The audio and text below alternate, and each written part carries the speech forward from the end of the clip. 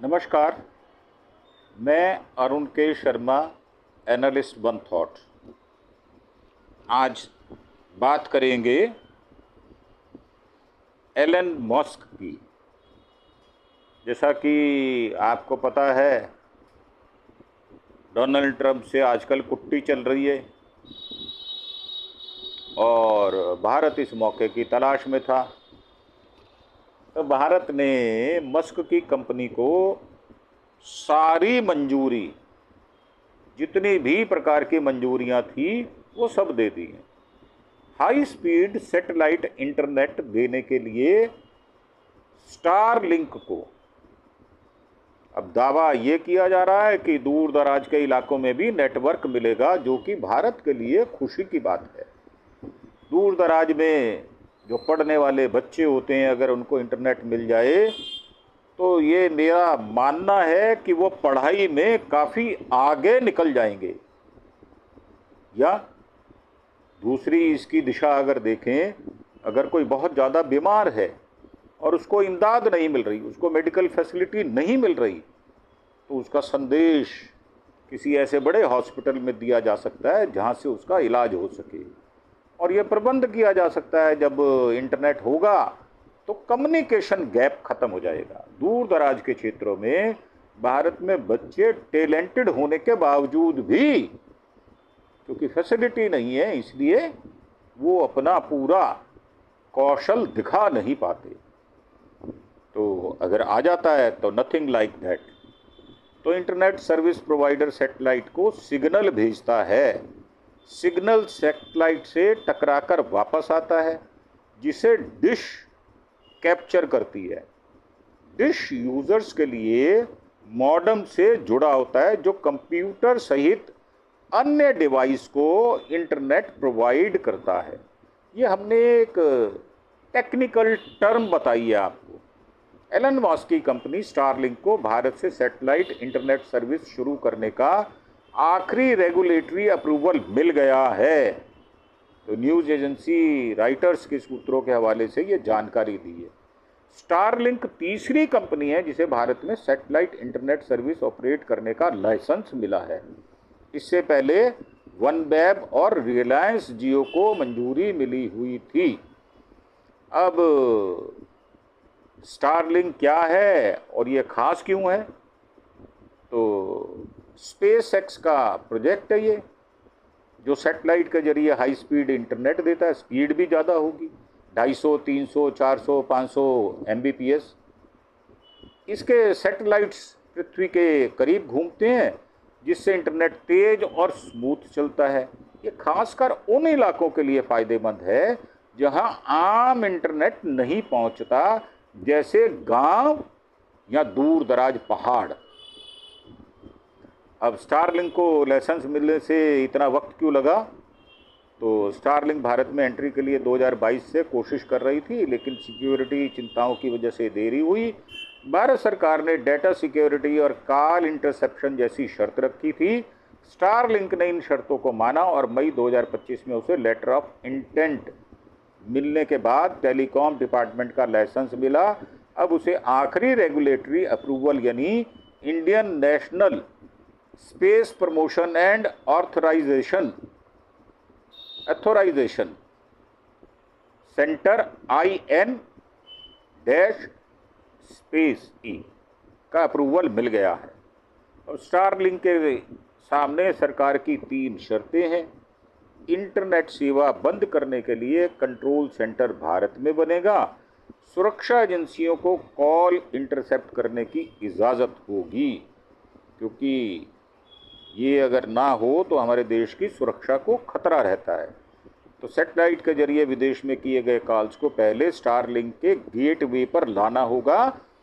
इसके बाद telecom operator उसे विदेश में फॉरवर्ड कर सकेंगे।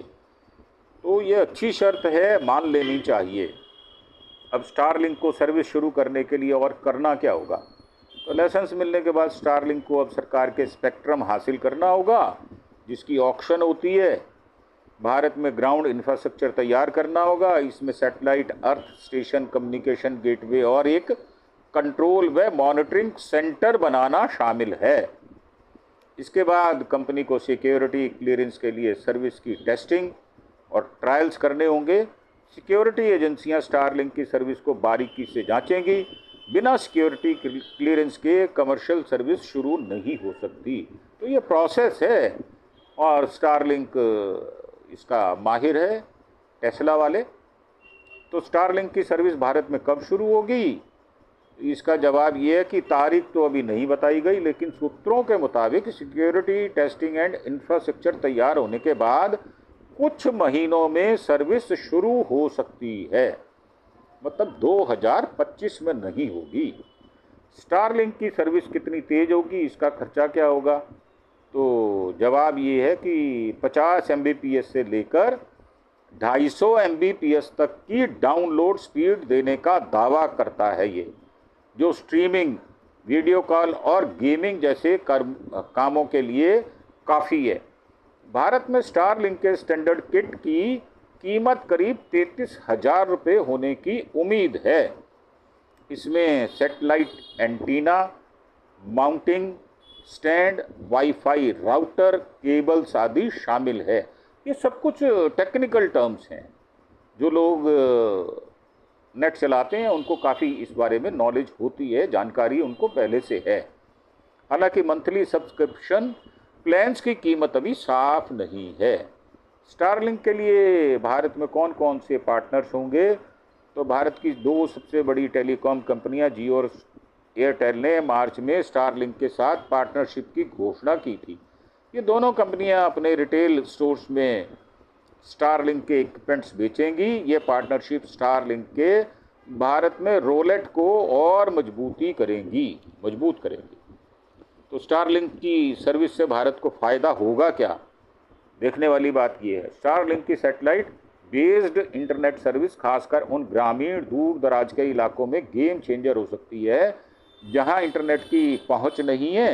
ये डिजिटल इंडिया के मिशन को सपोर्ट करेगा। शिक्षा और हेल्थ केयर जैसे सेक्टर्स में डिजिटल कनेक्टिविटी बढ़ाएगा। जैसा कि मैंने आपको पहले ही बता दिया।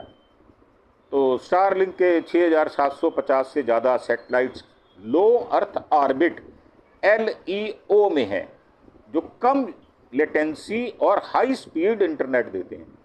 कंपनी 2027 तक अपने सैटेलाइट की संख्या 42,000 तक बढ़ाने की योजना बना रही है, यानी करीब करीब 6 से 7 गुना बढ़ा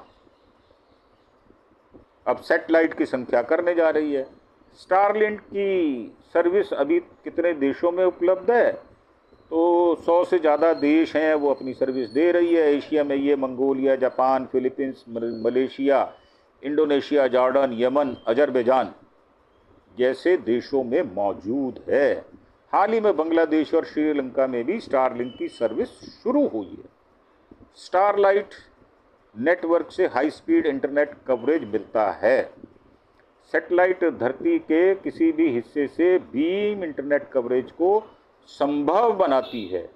सैटेलाइट के नेटवर्क से यूजर्स को high speed low latency internet coverage मिलता है। लेटेंसी का मतलब होता है उस समय से होता है जो डेटा को एक पॉइंट से दूसरे पॉइंट तक पहुंचाने में समय लगता है। स्टारलिंक किट में स्टारलिंक डिश, एक wifi router, power supply cable और माउंटिंग ट्राईपैड होता है। हाई स्पीड इंटरनेट के लिए डिश को खुले आसमान के नीचे रखना होगा ताकि वो उनकी वेव्स को पिक कर सके। और iOS और एंड्रॉयड और स्टारलिंक का ऐप मौजूद है जो सेटअप से लेकर मॉनिटरिंग तक करता है। अब ये पहुंचता कैसे है? तो एक सैटेलाइट है, उसको फॉरवर्ड अपलिंक किया जाता है, फिर रिवर्स डाउनलिंक किया जाता है और ग्राउंड स्टेशन पर पहुंचता है। और इसी में जो सैटेलाइट है वो रिवर्सेबल होता है और फॉरवर्ड डाउनलिंक करता है और रिवर्स अपलिंक करता है और यूज़र टर्मिनल पर पहुंचता है। तो ग्राउंड स्टेशन से पहले सैटेलाइट में जाएगा, उसके बाद ये रिवर्स अपलिंक होकर यूज़र के टर्मिनल पर आएगा, यानी जो हमने राउटर लगा रखा है। इंटरनेट सर्विस प्रोवाइडर सैटेलाइट को सिग्नल भेजता है, जो यूजर्स के पास वापस भेजता है, उस सिग्नल को सैटेलाइट डिश कैप्चर करता है। डिश यूजर्स के मॉडेम से जुड़ा होता है, जो कंप्यूटर सहित अन्य डिवाइस को इंटरनेट प्रोवाइड करता है। यह प्रोसेस लगातार चलती रहती है, जिससे सैटेलाइट के जरिए इंटरनेट सर्विस मिलती रहती है कॉन्टिन्यूसली।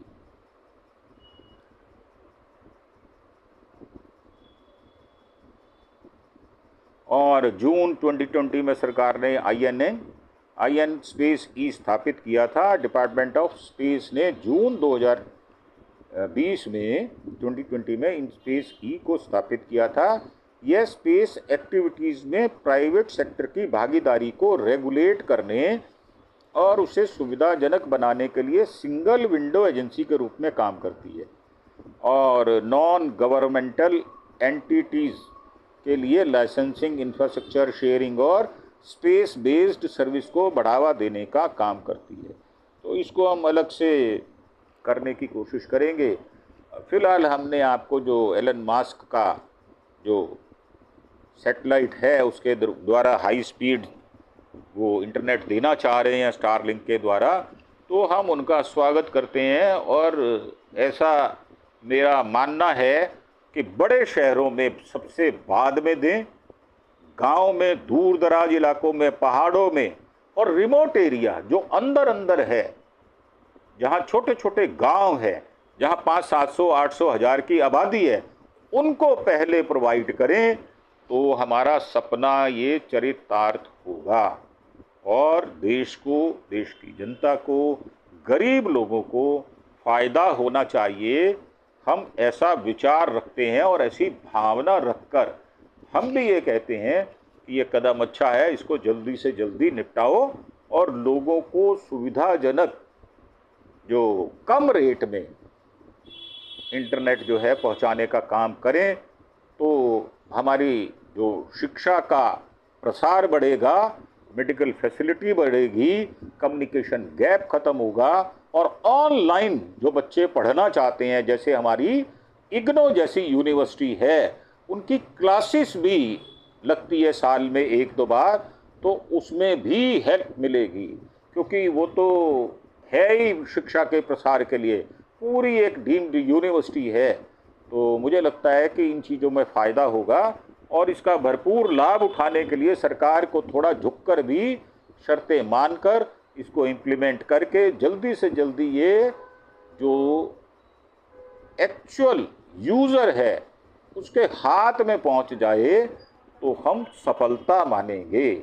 और इन्हीं शब्दों के साथ आपसे आज्ञा लेते हैं और एक प्रार्थना कि आप हमारे चैनल अरुण के शर्मा एनालिस्ट वन थॉट को सब्सक्राइब अवश्य करें और ज़्यादा से ज़्यादा संख्या में हमें सब्सक्रिप्शन मिले, ऐसी हमारी उम्मीद है।